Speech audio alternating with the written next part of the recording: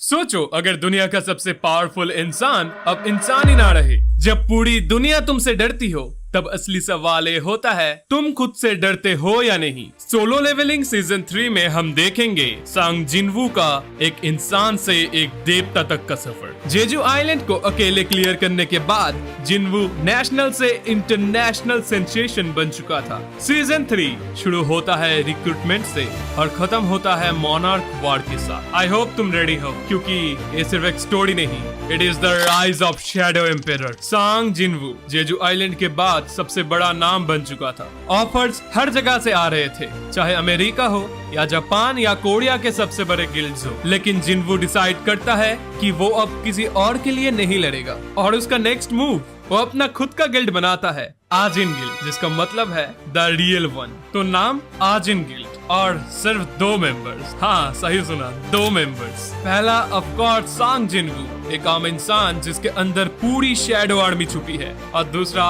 यो जिनहो, एक D rank का loyal, rich, funny और इनोसेंट बंदा। जिनवू अकेले ही सारे एस रैंक डंजन्स को क्लियर करता जाता है, जिसके साथ उसकी शैडो आर्मी और भी बढ़ती जाती है। पब्लिक इम्प्रेस्ड है, गिल्ड्स जेलस हैं और सोलो लेवलिंग का सिस्टम ग्लिच करना शुरू करता है। तुम्हारा लेवल तो बढ़ रहा है लेकिन टाइम वो कम हो रहा है। जिनवू को भी समझ आ रहा था कि कुछ बहुत बड़ा आने वाला है।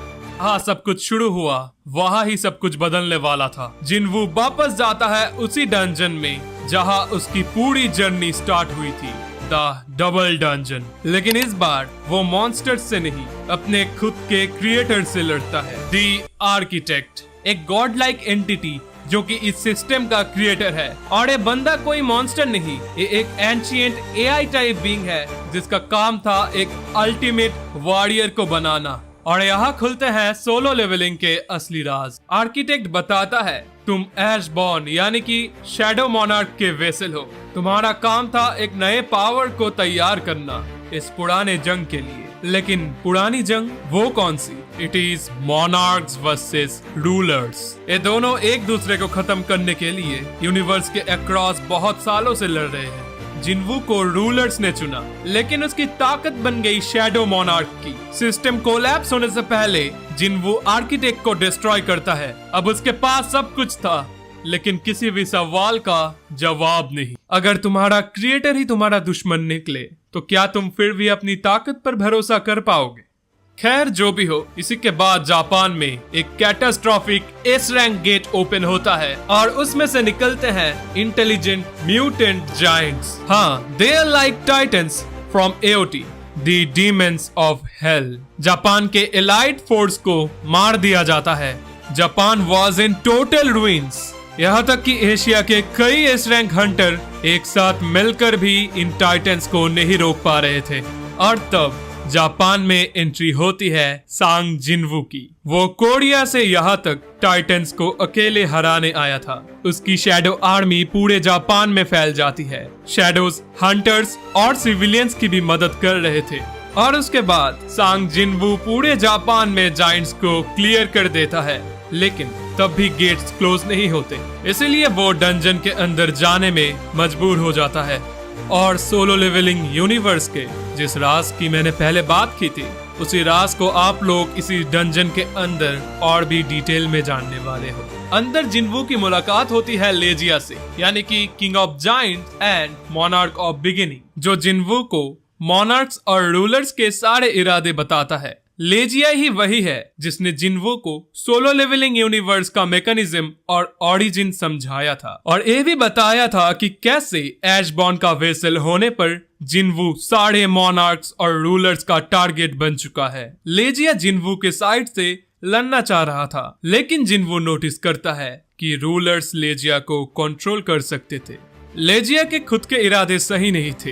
ये समझते हुए जिनवू उसे मार देता है, जिसके साथ ही जापान के सारे गेट्स बंद हो जाते हैं और पूरी दुनिया अब ऑफिशियली मानती है जिनवू is not just S rank Hunter, he is a God. एक इंसान ने पूरे नेशन को बचा लिया। सोचो अगर वो पूरी दुनिया पे नजर डाले तो क्या होगा। अब पूरी दुनिया सांग जिनवू का सच समझना चाहती है। तभी यूएस में इंटरनेशनल गिल्ड कॉन्फ्रेंस होती है, जहां पर कोरिया से आजिन गिल्ड यानी कि सांग जिनवू के गिल्ड को बुलाया जाता है। वहाँ मिलता है थॉमस एंड्रे, एक नेशनल लेवल और अमेरिका का स्ट्रॉन्गेस्ट हंटर, और ईगो उससे भी बड़ा। वैसे इस कॉन्फ्रेंस से पहले मॉनार्क्स के साथ हमारा इंट्रोडक्शन होता है। फ्रॉस्ट मॉनर्क एक आइसी कोल्ड किलर, बीस्ट मॉनर्क और प्लेग मॉनर्क मतलब डिजीज की गॉडेसेस। इनका टारगेट होता है क्रिस्टोफर रीड, अमेरिका का एक और नेशनल लेवल हंटर। ये सारे मॉनर्क्स उसे मार देते हैं। पूरे अमेरिका में हिलाव आ जाता है और इसी के बाद अमेरिका में इंटरनेशनल गिल्ड कॉन्फ्रेंस होती है। मैसेज क्लियर है, जिनवू तुम्हारा नंबर नेक्स्ट है। सीन शिफ्ट होता है और जिनवू और उसका दोस्त यो जिनहो अमेरिका में आते हैं, लेकिन थॉमस आंद्रे के अंदर हंटर वांग डोंगसू जिनहो को किडनैप करके टॉर्चर करता है। पता है क्यों? क्योंकि सीजन 1 में जिनवू ने उसके भाई को एक डंजन के अंदर मार दिया था और वहाँ पर जिनवू के साथ जिनहो भी था। जिनवू जिनहो को बचाने जाता है, लेकिन वहाँ थॉमस एंड्रे के साथ उसकी एक मिसअंडरस्टैंडिंग हो जाती है और होता है थॉमस एंड्रे वर्सेस सांग जिनवू। ग्राउंड तोड़ दिया जाता है, बिल्डिंग्स हिल जाती है और तब जिनवू फुल शैडो मोड में आता है। जिनवू की पूरी शैडो आर्मी थॉमस एंड्रे के आर्मी के ऊपर टूट पड़ती है और रिजल्ट थॉमस एंड्रे को हारना पड़ता है और रेस्पेक्ट के साथ वो कामिश का रून स्टोन जिनवू को गिफ्ट करता है। कामिश एक ड्रैगन है जिसने कई सालों पहले अमेरिका को हिला के रख दिया था। और इन सब के बाद शुरू होता है फाइनल आर्क, यानी कि द मोनार्क वार।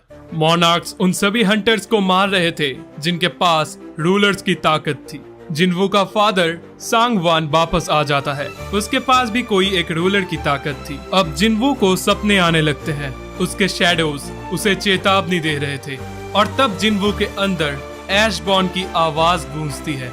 ऐशबॉर्न बोलता है, तुम्हें चूज किया गया है शैडो मोनार्क बनने के लिए। मतलब जिनवू रूलर्स का वेपन नहीं रहा, वो खुद बन रहा है शैडो मोनार्क। जिनवू के सामने अब दो रास्ते हैं, एक जहां वो सोल्जर बनता है रूलर्स के लिए और दूसरा जहां वो खुद अपना रूल लिखता है एक देवता बनकर।